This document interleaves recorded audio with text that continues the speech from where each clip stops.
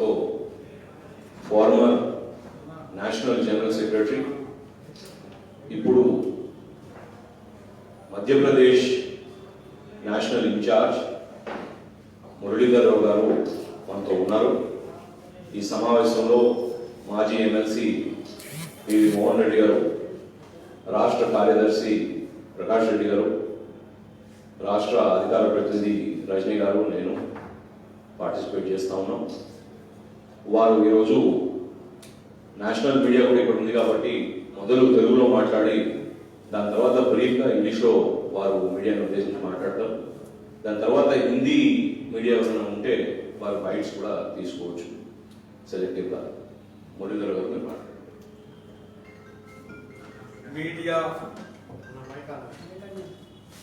Media సోదరులందరికీ ఈరోజు ఏర్పాటు చేసిన మీడియా సమావేశానికి స్వాగతిస్తున్నాను. ఈరోజు దేశవ్యాప్తంగా రైతాంగం, రైతు సమస్యలు, ప్రత్యేకంగా మోదీ గారి నాయకత్వంలో కేంద్ర ప్రభుత్వం వ్యవసాయ రంగంలో సంస్కరణల నేపథ్యంలో ఏవైతే 3 చట్టాలను తీసుకొచ్చిందో ఆ సందర్భంగా చర్చ జరుగుతుంది. రైతు నాయకులతో కేంద్ర ప్రభుత్వం నిర్మాణాత్మకంగా సమస్యల విషయంలో లోతుగా మరియు విస్తృతంగా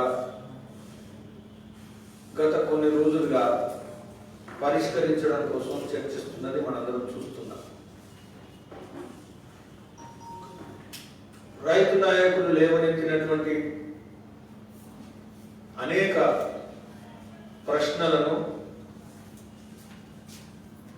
కేంద్ర ప్రభుత్వం పరిష్కరించడం కోసం ముందడుగు వేస్తున్నది అనేటువంటి విషయం కూడా మనం గమనించాం. అయితే ఇప్పటికి కూడా కేంద్ర ప్రభుత్వం సంస్కరణలను రైతాంగానికి మేలు చేసేటువంటి దిశలో దృక్పథంతో కృత సంకల్పంతో ముందుకెళ్తుంది అనేటువంటి విషయం చాలా స్పష్టంగా తెలియజేయడం జరిగింది. ఏ ప్రశ్నలనైనా, ఏ సమస్యలనైనా రైతు మేలు కోసం, రైతుల యొక్క ఆదాయాన్ని పెంచడం కోసం, ఈ దేశంలో స్వావలంబన, ఆహార భద్రత, గ్రామీణ ఆర్థిక వ్యవస్థను సమృద్ధిపరచడం కోసం చేయడానికి మోదీ గారి ప్రభుత్వం పూర్తి సంకల్పంతో ముందడుగేస్తుంటే, ఇంకొక వైపు అనేక రాజకీయ పార్టీలు, కాంగ్రెస్, అదేవిధంగా సమాజ్వాదీ పార్టీ, శరద్ పవార్ నాయకత్వంలో ఎన్సిపి, డిఎంకే, వాటితో పాటు తెలంగాణ రాష్ట్రంలో ప్రభుత్వాన్ని నడిపిస్తున్నటువంటి టిఆర్ఎస్ ప్రభుత్వం, కేసీఆర్ గారి నాయకత్వంలో భారత్ బంద్లో పాల్గొంటున్న సందర్భంగా, అంతకుముందు దుబ్బాక ఉప ఎన్నికల సందర్భంగా, హైదరాబాద్ ఎన్నికల తర్వాత, ఓటమి తర్వాత భారత్ బంద్ సందర్భంగా పత్రికా విలేకరుల సమావేశంలో అనేక ఆరోపణలు చేస్తూ భారత్ బంద్కు మద్దతు ఇవ్వడం జరిగింది. భారత్ బంద్ విజయవంతం కాలేదు. అయితే ఈ సందర్భంగా టిఆర్ఎస్ ప్రభుత్వం యొక్క రైతు విధానాలు ఏంటి, తెలంగాణ రాష్ట్రంలో రైతుల పరిస్థితి ఏంటి? బంగారు తెలంగాణలో భవిష్యత్తు రైతు వ్యవసాయం ఏ విధంగా ఉంటున్నది అనేటువంటి విషయంలో భారతీయ జనతా పార్టీ చాలా తీవ్రంగా ప్రజల మధ్య చర్చకు సిద్ధమవుతుంది. మేము అనేక విషయాలు ఈ మీడియా సమావేశంలో నేను ప్రశ్నిస్తున్నాను. Fact sheet versus charge sheet. TRS fact sheet తీసుకొస్తే మేము బీజేపీ తరఫున చార్జ్ షీట్ తీసుకురావడానికి సిద్ధంగా. కేసీఆర్ గత అనేక సంవత్సరాలుగా ఫార్మ్ హౌస్ నుంచి తెలంగాణ నడిపిస్తున్న సందర్భంలో ఇతర విషయాలు ప్రకటించారు. కేసీఆర్ ఫార్మ్ హౌస్ మోడల్ వ్యవసాయం విషయంలో ఏంటి? ఇవి ప్రధానమైనటువంటి విషయాలు. నేను ఈరోజు మీడియా సమావేశంలో 6 కీలకమైనటువంటి నిర్ణయాలు కేసీఆర్ నాయకత్వంలో తెలంగాణ వ్యవసాయ వ్యవస్థ విధ్వంసానికి గురవుంది, నాశనం అవుతున్నది, నష్టపోతున్నది. 6 కీలకమైనటువంటి విధానపరమైనటువంటి దిశాపరమైనటువంటి నిర్ణయాల కారణంగా మనందరికీ కూడా తెలుసు, రెగ్యులేటెడ్ క్రాప్ పాలసీ ఇది కేసీఆర్ తెలంగాణలో ప్రవేశపెట్టడం జరిగింది. ఈ రెగ్యులేటెడ్ క్రాప్ పాలసీ ఏదైతుందో ఈరోజు రైతుల వినాశనానికి కారణమవుతున్నది. దమ్ముంటే అతని ఫార్మ్ హౌస్ కు అతని model of regulated crop policy ఏదైతుందో దానికి ఎవరైనా అగ్రికల్చర్ సైంటిస్టులు కానీ అగ్రికల్చర్ ఎకానమిస్టులు కానీ ఎవరైనా వాళ్ళ టీం ఉంటే బీజేపీ బహిరంగ చర్చకు సిద్ధం.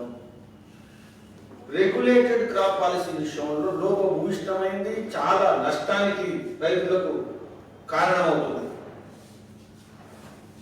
రెండవది, ఈరోజు దేశవ్యాప్తంగా ఫసల్ బీమా యోజన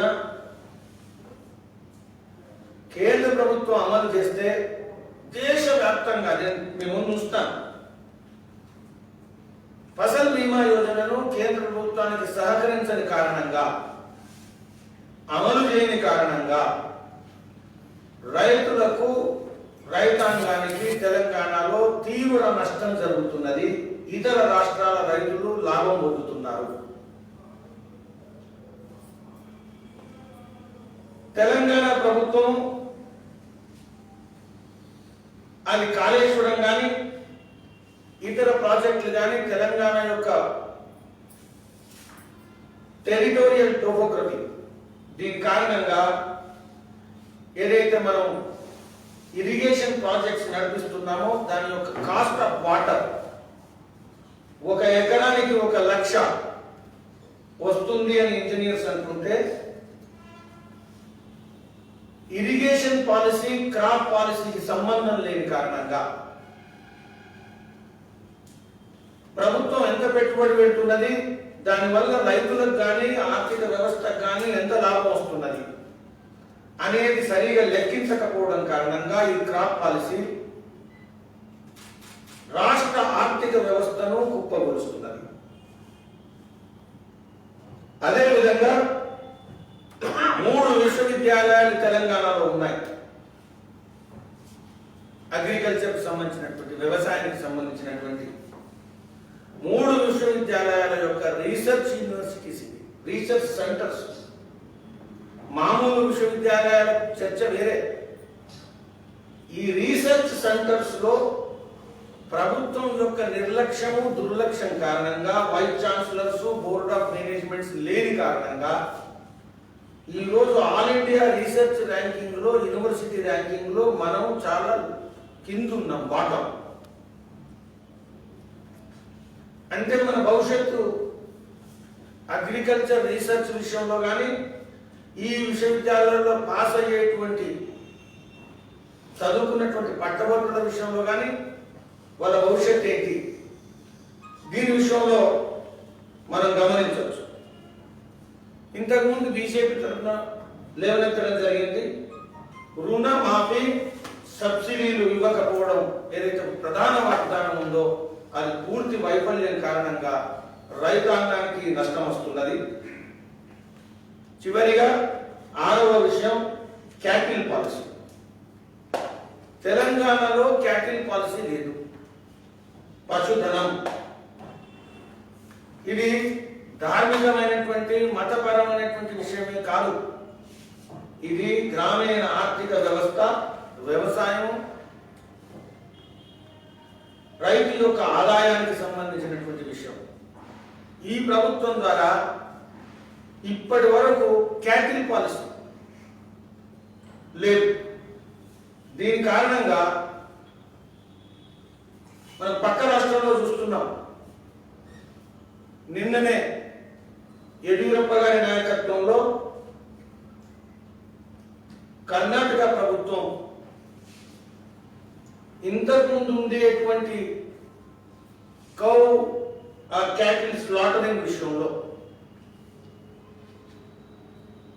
గోవధ విషయంలో ఎన్లార్జ్డ్ డెఫినేషన్ చేసి మొత్తం పశుధనాన్ని అందులో చేర్చి దాని విషయంలో చాలా తీవ్రమైనటువంటి చర్యలు తీసుకునేటువంటి కొత్త చట్టాన్ని తీసుకొచ్చి బీజేపీ తరఫున మేము అభినందిస్తున్నాం.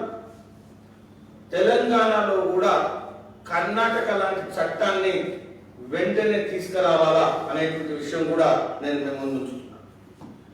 ఇలాంటి 6 విధాన నిర్ణయాల విషయంలో ఏదైతే తీవ్రమైనటువంటి నష్టం కలుగుతున్నదో దాని కారణంగా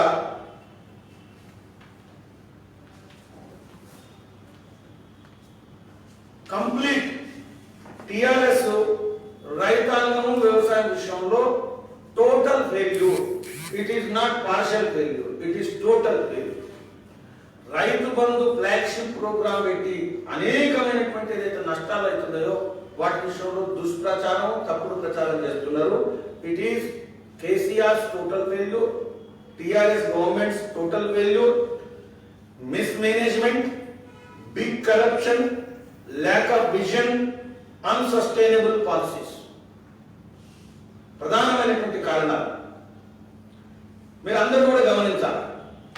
మొదలు నేను పశుధనం విషయంలో తీసుకుంటాను. నాకు స్వయంగా అనుభవం ఉంది. కేవలం నేను రైతు కుటుంబం నుంచి వచ్చినటువంటి వ్యక్తిని, రైతుని కాదు.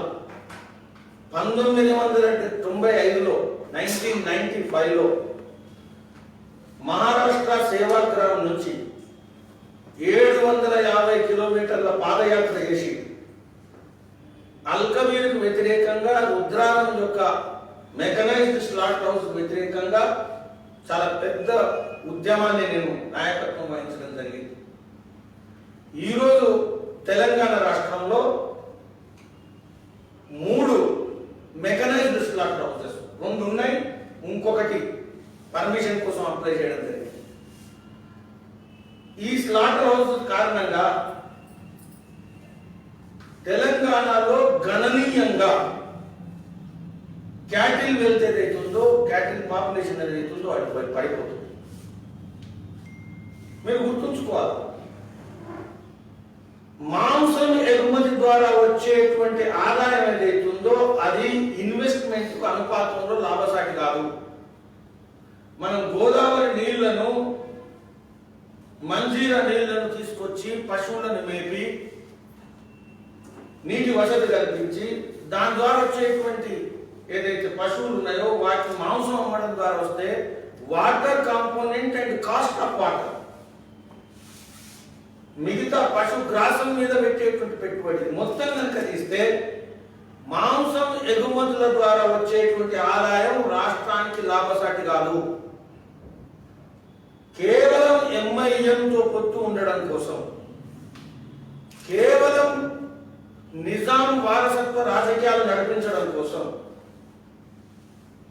400 సంవత్సరాల ఏదైతే పశు వ్యతిరేక విధానాలు ఉన్నాయో అవి స్వాతంత్రం వచ్చిన తర్వాత కూడా, తెలంగాణ ఏర్పడ్డ తర్వాత కూడా ప్రభుత్వం మనదనుకున్న ప్రజలకు రైతాంగానికి సంబంధించిన ప్రభుత్వం వచ్చినాక విప్లవాత్మకమైనటువంటి విధానాలు రావాల్సింది పోయి పశువులను ప్రేరేపించి ప్రోత్సహించేటువంటి విధానాలు ఏవైతే వస్తున్నాయో అది Bharatiya Janata party వ్యతిరేకిస్తున్నది.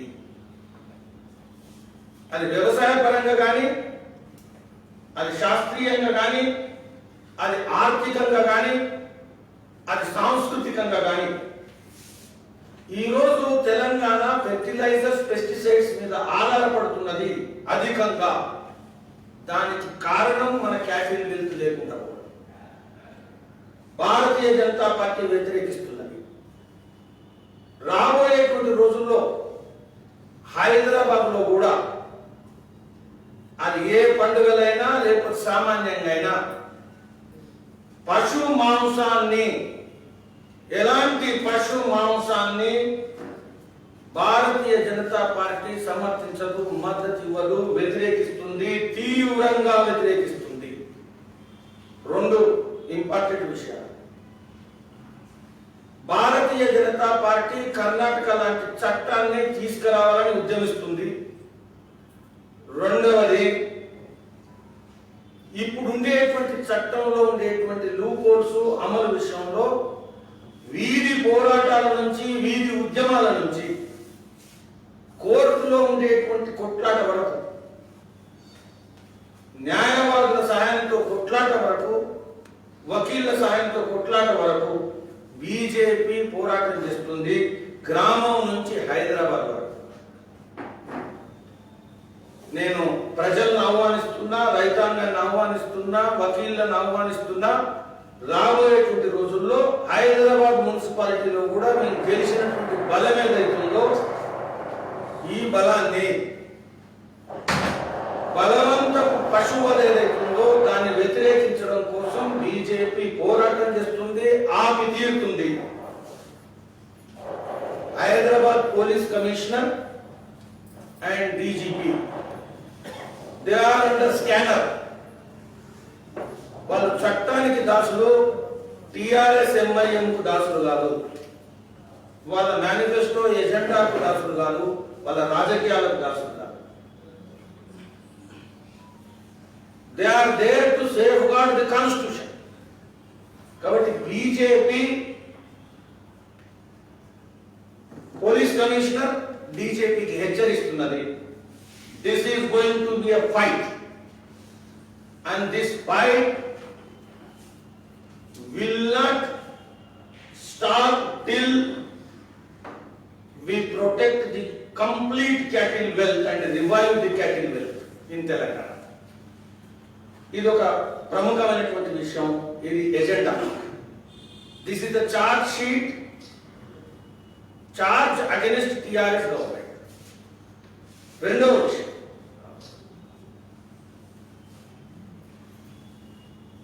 Crop regulation policy. మన దగ్గర 125 లక్షల ఎకరాల సాగు భూమి ఉంటే, 125 లక్షల ఎకరాల సాగు భూమి తెలంగాణలో ఉంటే, 104 లక్షల ఎకరాలు 82% ల్యాండ్ కల్టివేబుల్ ల్యాండ్. ఈ మేధావి చీఫ్ మినిస్టర్ కేసీఆర్, మిగతా వాళ్ళంతా సన్యాసులు, మెదడు లేని వాళ్ళు. ఒక్క మెదడు ఉన్నటువంటి నాయకుడు ఒక కేసీఆర్. ఇది ఈయనకున్నది. 104 లక్షల ఎకరాల భూమి టోటల్ గా 2 క్రాప్. ఒకటి ప్యాడీ, రైస్, వరిధాన్యం.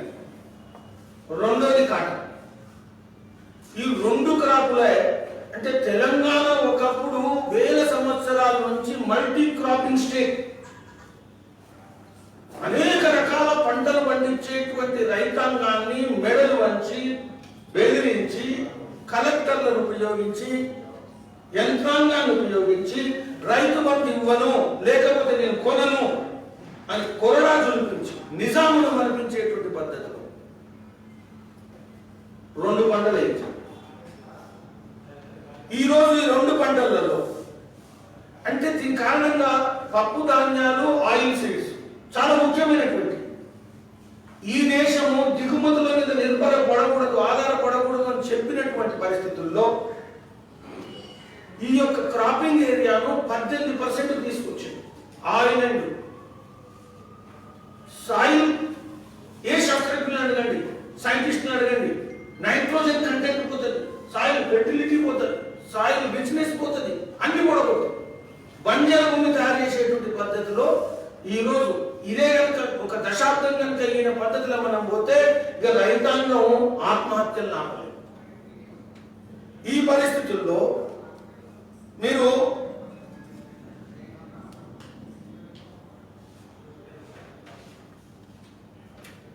ఫైన్ రైస్ వెరైటీ సన్న బియ్యాన్ని పెట్టమన్నాడు. సన్న బియ్యము విషయంలో మనకు రెండు ప్రధాన అంశాలు గుర్తుపెట్టుకోవాలి. కేంద్రం కొనుగోలు చేసేది కాటన్ కార్పొరేషన్ ఆఫ్ ఇండియా, కేంద్రం కొనుగోలు చేసేది ప్యాడీ. కాబట్టి రెండు పెడితే కేంద్రం కొంటది, కొన్నది కూడా ఎంతవరకు 100% కన్నా ఎక్కువ ఉన్నది. తెలంగాణ నుంచి కోటా ఎంతైతే ఇచ్చిందో అంతకన్నా ఎక్కువ ఉన్నది. అయితే ఇక నేనేం కొనాల్సిన అవసరం లేదు, రాష్ట్ర ప్రభుత్వము కొనాల్సిన అవసరం లేదు, కేవలం కేంద్ర ప్రభుత్వం కొంటుంది, కొనేటువంటి పరిస్థితులు ఉంటాయి. కాబట్టి రైతాంగాన్ని rice and paddy and cotton తీసుకెళ్ళి మీరు 30 లక్షల ఎకరాల్లో ఫైన్ రైస్ పెట్టిస్తే 50 క్వింటాల్ అంటే 15 క్వింటాల్ ఏదైతే దిగుబడి ఉందో, అంటే ఆ దిగుబడిలో అంటే ఫైన్ రైస్ వెరైటీ ఈల్డ్ ఎంత అవుతుందో అందులో ప్రొజెక్టెడ్ ఈల్డ్ ఎంతైతే వస్తుందని అనుకున్నామో అంతకన్నా 50% తగ్గింది. ఈరోజు పెస్టిసైడ్ కాస్ట్ పెరగడము, పెట్టుబడి కాస్ట్ పెరగడం కారణంగా రైతాంగం అడిషనల్ గా పెస్టిసైడ్ 4,000-5,000 ఖర్చు పెట్టుకున్నాడు. ఈ రోజు ఫైన్ రైస్ ను కొనడానికి ఎవరు లేరు, దానికి బాధ్యుడు కేసీఆర్. ఫైన్ రైస్ కొనకపోవడం కారణంగా నష్టపోతున్నటువంటి వ్యవసాయ రంగము, రైతాంగానికి బాధ్యత ఎవరైనా వహించాల్సి వస్తే అది కేసీఆర్. ఇది మన అందరం కూడా గుర్తుపెట్టుకోవాలా. ఎందుకంటే ఫుడ్ కార్పొరేషన్ ఆఫ్ ఇండియా అనేక విషయాలు ముందు చెప్పడం జరిగింది, ఇంకొకటి ప్రచారం చేయడం జరిగింది. ఫుడ్ కార్పొరేషన్ ఏదైతే ఉందో అది బోనస్ ఇవ్వద్దని చెప్పిందండి. దొంగ ముచ్చట్లు, అబద్ధం ముచ్చట్లు, కళ్ళు మూసి కళ్ళు వేసే లోపల అబద్ధం ఆడేటువంటి నాయకత్వం ట్రైనింగ్ ఉందంటే అది టీఆర్ఎస్. దమ్ముంటే కాగితాలు పట్టుకొని ఎక్కడైనా నిలబడడానికి సిద్ధం. ఈరోజు ఈ అగ్రిమెంట్ లో కేంద్ర ప్రభుత్వం ఎఫ్సిఐ చెప్పడం జరిగింది ఏంటంటే మేము ఎంతైతే కొంటామో అంత కొంటాం, మేము కొనేదానికన్నా మేము పెట్టేటువంటి మినిమం సపోర్ట్ ప్రైస్ ఎంఎస్పి కన్నా నీవు ఏమన్నా ఎక్కువ ఇవ్వాలనుకుంటే ఆ ఎక్కువకు నువ్వే బాధ్యుడివి. అది కొత్త విషయం కాదు. నేను ఇచ్చినటువంటి కోటా ఏదైతుందో కోటా తర్వాత ఏదైనా కొనాల్సి వస్తే దానికి కూడా నువ్వే బాధ్యుడివి, దానికి నేను బాధ్యుడు కాదు. ఇది సహజం, ఎందుకంటే అన్ని రాష్ట్రాల్లో కోటా ఇస్తారు. కాబట్టి కోటా ఇచ్చిన తర్వాత ఎక్కువ కొనాలనేటువంటి ఒత్తిడి లేకపోతే ప్రెషర్ మనం చేయలేము. కాబట్టి ఈ అగ్రిమెంట్ లో చాలా స్పష్టంగా ఉంది మనం. కాబట్టి ఈ యొక్క అగ్రిమెంట్లు ఏవైతున్నాయో కేవలం కాగితం చూపెడుతున్నాడు. బీజేపీ కేంద్ర ప్రభుత్వం తరఫున మేము ప్రతి ఊళ్ళో పంచాయతీలో కూర్చోవడానికి సిద్ధం.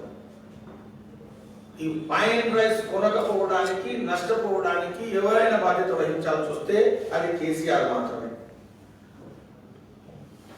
పత్తి ప్రపంచంలోనే మేలైన పత్తి 50,000 రూపాయలు,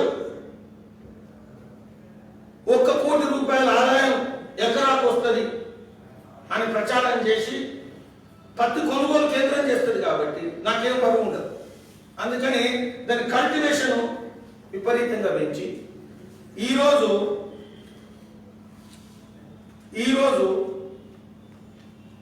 పత్తి పండించినటువంటి రైతాంగానికి ఆదాయం తగ్గిపోయింది.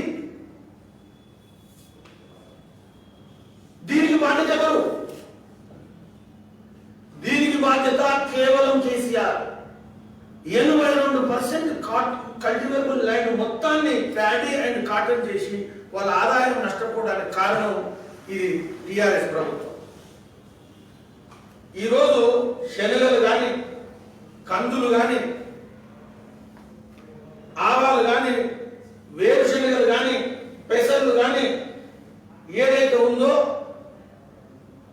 సాగు భూమి తగ్గిపోయింది. 10%, 20%, 70% సాగు తగ్గిపోయింది. మీరు కనుక గమనిస్తే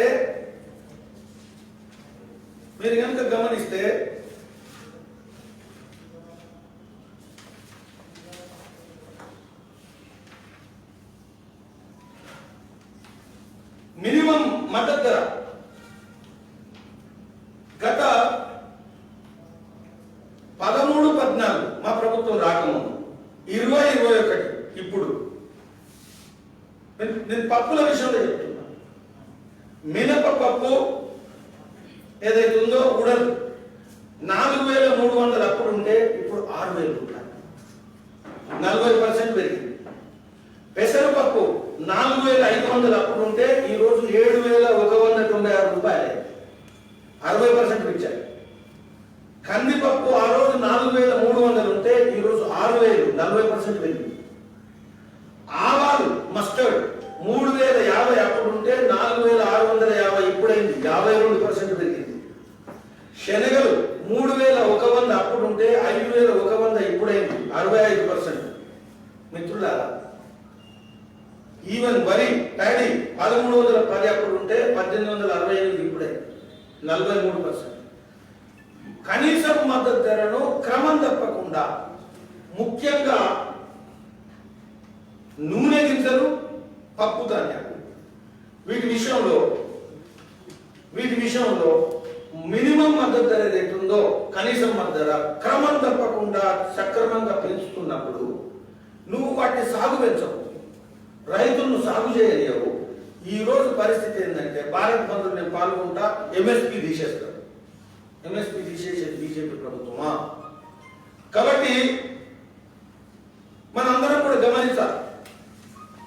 జొన్న, మొక్కజొన్న, మేజ్ వీళ్ళ పార్లమెంట్ సభ్యుడు పోల్ట్రీ అసోసియేషన్కు ఒక ఆయన ఉన్నాడు, పేరేంటిలో ఉన్నది రంజిత్ రెడ్డి. ఆయన అసోసియేషన్ ఉన్నప్పటి నుంచి కూడా నాకు వ్యక్తిగతంగా పరిచయం. పోల్ట్రీ అసోసియేషన్ తరఫున కేంద్ర ప్రభుత్వాన్ని కలిసి పార్లమెంట్ లో ప్రశ్న లేపాడు. మేజ్ యొక్క ఉత్పత్తులు పెంచాలా లేకపోతే దిగుమతి సుంకం, ఇంపోర్ట్ డ్యూటీ తగ్గించాలా? ఎందుకంటే పోల్ట్రీ ఉంది, లైవ్ స్టాక్ ఉంది, వీటికి ప్రాసెస్డ్ మేజ్ ఏదైతే ఉందో అది చాలా ఇంపార్టెంట్. లేకపోతే విపరీతమైన ధర పెరిగితే పోల్ట్రీకి చాలా ఇండస్ట్రీ ఉండదు. ఇది ప్రశ్న లేదు. ఈయన పార్లమెంట్ లో ప్రశ్న లేపాడు, కానీ సీఎం దర్బార్లో ప్రశ్న లేపకపోతున్నాడు. నరేంద్ర మోదీ ముందు ప్రశ్న లేపగలుగుతున్నాడు, కేసీఆర్ సీఎం దర్బార్లో ప్రశ్న లేపలేకపోతున్నాడు. మేజ్ కల్టివేషన్ గణనీయంగా తగ్గింది. చాలా ముఖ్యమైనటువంటి పంట తెలంగాణ. పశువులకు ముఖ్యమైనది, పోల్ట్రీకి ముఖ్యమైనది, ఇతర లైఫ్ స్టాక్ ముఖ్యమైనది. అటువంటి మేజ్ కల్టివేషన్ తగ్గించి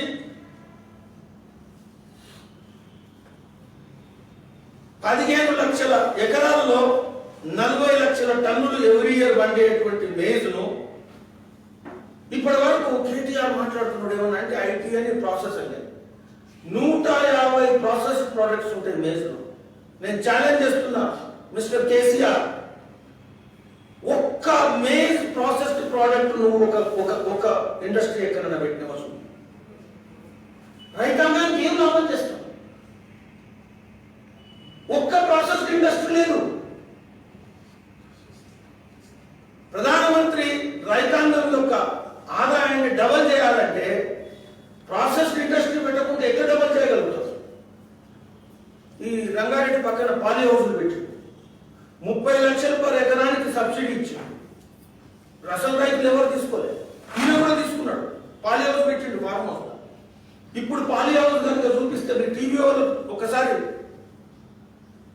ట్రిప్ పెట్టమని అడుగుతున్నారు ఫార్మ్ హౌస్ లో తిరగడానికి. మీరు మొత్తం కూడా మీ కెమెరాలు పట్టుకొని తిరగండి. పాలి హౌస్ తీసేసి పాలి హౌస్ మొత్తం కూడా ఈరోజు కూరగాయలకు పాలి హౌస్ తీసేసి ఫ్లవర్స్, పూలు అవో పెంచుకుంటున్నారు. మొత్తం ఫెయిల్ అయిపోయింది. ఇంతకుముందే చెప్పిన నీటి ఖర్చు అయిన తర్వాత పంట ఖర్చు, దీనికి ఏం సంబంధం లేదు.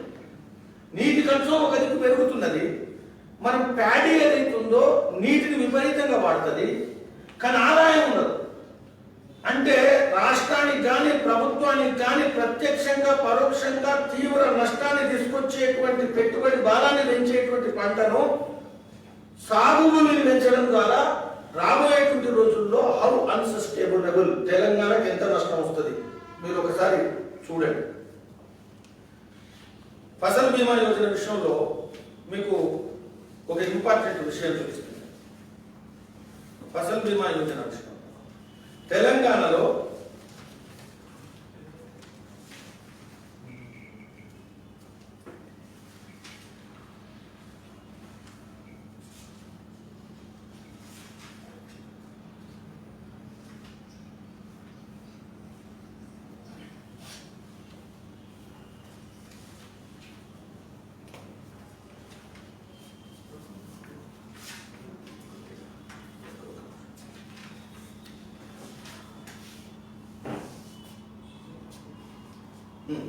తెలంగాణ ఫసల్ బీమా యోజనలో మీరు గమనిస్తే ఆంధ్రప్రదేశ్లో 16 లక్షల మంది రైతాంగానికి ఫసల్ బీమా యోజన కింద లాభం జరిగింది. 16 లక్షల మంది రైతులు. గుజరాత్లో 13 లక్షల మంది రైతులకు ఫసల్ బీమా యోజన కింద లాభం జరిగింది. ఏది నష్టపోయినటువంటి పంటల కారణంగా. మీరు కనుక గమనిస్తే కర్ణాటకలో 13.5 లక్షల మంది రైతాంగానికి ఫసల్ బీమా యోజన కింద లాభం జరిగింది. మధ్యప్రదేశ్లో 20 లక్షల మంది రైతాంగానికి ఫసల్ బీమా యోజన కింద లాభం జరిగింది. మహారాష్ట్రలో 80 లక్షల మంది రైతాంగానికి ఫసల్ బీమా యోజన కింద లాభం జరిగింది, పంట నష్టపోయినటువంటి రైతాంగానికి. రాజస్థాన్లో 20 లక్షల మంది రైతాంగానికి ఫసల్ బీమా యోజన కింద లాభం జరిగింది. తమిళనాడులో 17.5 లక్షల మంది రైతాంగానికి లాభం జరిగింది. మరి తెలంగాణలో ఎంతమంది రైతులకు? 1 లక్ష కాదు, 38,000 మంది.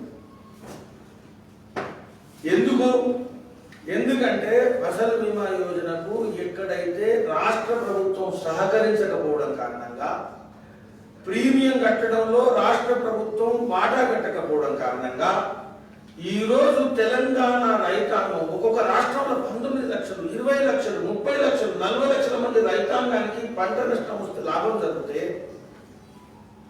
తెలంగాణలో లాభం జరగట్లేదు. దమ్ముందా? రైతాంగం ముందు నిలబడగలిగేటువంటి దమ్ముందా?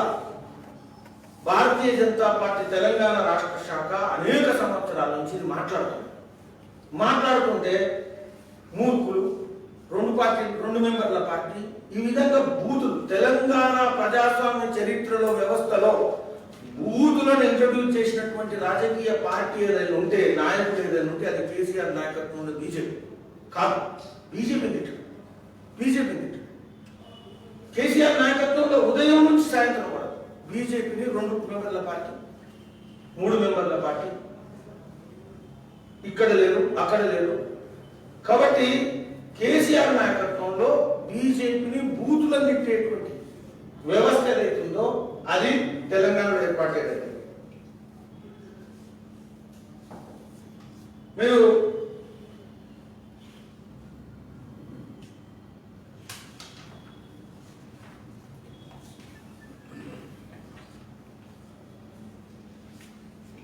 ఇంకొక విషయం,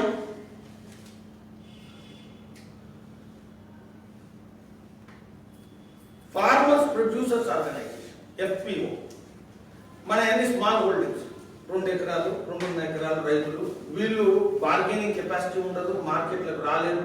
కాబట్టి వీళ్ళని ఒక సమూహంగా మార్చాలని కేంద్ర ప్రభుత్వం FPO పెట్టి రాష్ట్ర ప్రభుత్వం సహకరించాలి. కాబట్టి మిత్రులారా, భారతీయ జనతా పార్టీ తెలంగాణలో రాబోయేటువంటి రోజుల్లో వ్యవసాయ రంగంలో కేసీఆర్ ను ఫారం హౌస్ ను గెరావ్ చేస్తుంది. రైతాంగం ద్వారా ఫారం హౌస్ ను ముట్టడిస్తాం. పోలీసు యంత్రాంగం మీద పశువధ విషయంలో ఎంఐఎంకు లొంగుతున్న లేకపోతే మద్దతిస్తున్నటువంటి వాళ్ళను దూర్బీని పెట్టి చూస్తాం. దూర్బీని పెట్టి చూస్తాం ఎవరెవరు ఏం చేస్తున్నారని.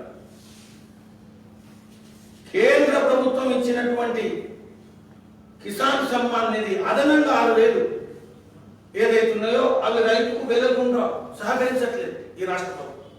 వీటన్నిటి విషయంలో రాబోయేటువంటి రోజుల్లో ఊరూరికి వెళ్ళి ప్రతి వ్యవసాయదారుణ్ణి ప్రతి వ్యవసాయ కుటుంబాన్ని కలిసి టిఆర్ఎస్ ను ఎక్స్పోర్ట్ చేసేటువంటి విషయం విడిచిపెట్టేది లేదు. BJP is the party, only party at the national level which is committed for the empowerment of farmers, which is committed to double the income of farmers, which is committed to create sustainable agriculture policy for the farmers, which is committed to create infrastructure which is needed for the farmers and strengthening his economy. And we are going to create a level playing field at the entire global market. And this is the party, only party which is at the national level working. And the second important thing, BJP is only political party which is committed to protect cattle and cow and entire cattle wealth. There is no other party which is ready to safeguard the cattle wealth. And we are going to create agenda in Hyderabad Municipal Corporation to protect cattle wealth. నాసింగిలో ఇతర cattle మార్కెట్లో అనేక పద్ధతుల్లో ఈరోజు హైదరాబాద్లో తెలంగాణలో ఏదైతే పశువధ జరుగుతుందో దాన్ని తీవ్రంగా వ్యతిరేకించేటువంటి ఈ రోజు మున్సిపల్ కార్పొరేషన్ లో winnowing 48 seats means an alarm bell. I am going to tell Police Commissioner of Hyderabad and DGP, be vigilant. There will be a microscopic observation and scanner how you are helping MIM and succumbing to the pressure of MIM. This is not just religion confined to, it is religion, culture and economy. And third important thing, BJP will make a charge sheet and challenge to come with the fact sheet. So these are the issues.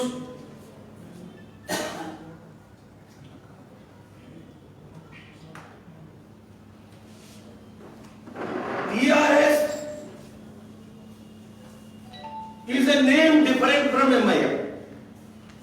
I am telling you, it is a name different from MIM when it comes to cattle wealth protection. It is a second phase of MIM, the other phase of MIM when it comes to cattle wealth protection. BJP will have two-pronged approach.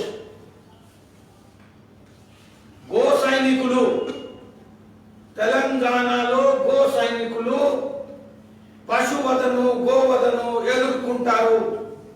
అన్ని రకాలుగా BJP వాళ్ళకు అండగా ఉంటుంది. Police ఏదైనా అక్రమ చర్య తీసుకుంటే BJP వాళ్ళ నిద్రపోనివ్వదు. కర్ణాటక మోడల్లో చట్టం కేసీఆర్ తీసుకురాకపోతే కేసీఆర్ గద్దె గదులుతుంది. ధన్యవాదాలు.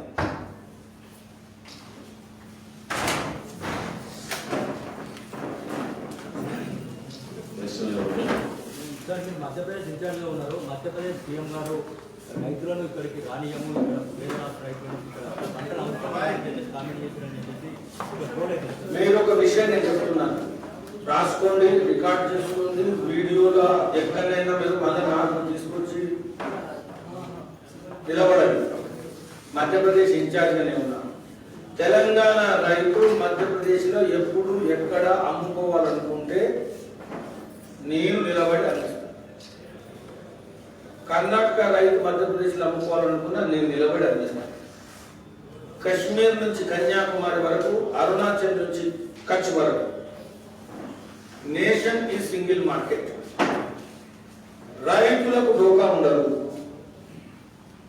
రైతులకు డోకా ఉండదు. ఆ మధ్యన మొన్న నాకు తెలియదు ఒక మంత్రి ప్రెస్ కాన్ఫరెన్స్ మీద పెట్టి భారత్ బంద్ ముందు మాట్లాడుతున్నాడు, బాగా మాట్లాడుతున్నాడు. ఆయన ఏం మాట్లాడుతున్నాడు ఆయన మొదలు చూసుకోవాలి. వీళ్ళు ఏం చేసిందంటే ఎఫ్సిఐ ప్రొక్యూర్మెంట్ కానీ లేకపోతే ప్రొక్యూర్మెంట్ పోయినప్పుడు రైతులకు ఇబ్బంది ఉండదు, కానీ రైతుల దగ్గర నుంచి కొని రైతుల పేరు మీద ఇంకే మిడిల్ మ్యాన్ అమ్ముతున్నారు కాబట్టి వాళ్ళకు లాభం వస్తున్నది అని అనేక కంప్లైంట్స్ లేవు. కంప్లైంట్స్ పోతే కేంద్ర ప్రభుత్వం ఏంటంటే రైతు అనేటువంటి ఒక ఐడి కార్డు లేకపోతే ఏదైనా పెట్టి నువ్వు తీసుకొస్తే కొంటామని చెప్పింది. ఇది కేవలం రైతుల కోసం, రైతులకు లాభం చేయడం కోసం. అయితే రైతులకు ఐడి కార్డు కావాలని ఇబ్బంది పెడుతున్నది. వీళ్ళకు దొంగలు కావాలి, మిడిల్ మెన్ కావాలి, దళాలు ఎవరు పడితే మనకి కావాలి. అందుకని వాళ్ళ పేరు మీద వీళ్ళు కమిషన్ వేసారు. ఈ బంగారు తెలంగాణ ఏమైంది, ఏం కాలేదు, కానీ బంగారు తెలంగాణలో కాంట్రాక్టర్లు అందరూ బంగారు. కాంట్రాక్టర్ల పార్టీ ఏదైనా ఉంటే అది టీఆర్ఎస్. వాళ్ళు మాట్లాడేదంతా రైతుల పేరు చెప్తారు, మాట్లాడేది కాంట్రాక్టర్. కేవలం రైతాంగం కోసమే రూల్స్ పెట్టేటువంటి పార్టీ, వాళ్ళని రక్షించేటువంటి పార్టీ బీజేపీ. ధన్యవాదాలు.